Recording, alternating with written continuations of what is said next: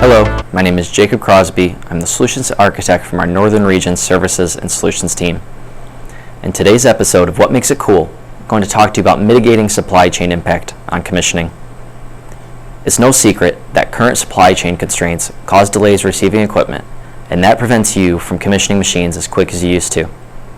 With virtual commissioning, get ready to not only stop supply chain impact on your commissioning, but also save you additional time and money on your project. In virtual commissioning, automation controls and mechanical systems are emulated in a fully dynamic digital twin, allowing you to test your systems before it ever hits your shop floor. Want to know what happens when an operator presses an e-stop? Or if your safety works as intended? See how the digital twin responds in real time, all based on Emulate 3D from Rockwell Automation. Another cool thing about virtual commissioning? It can be done from anywhere. No longer do you need to spend days on the shop floor commissioning. From the comfort of your home or office, achieve results that were never possible before. Thank you for watching this episode of What Makes It Cool. For more videos like these, please visit and subscribe to the McNaughton-McKay YouTube channel.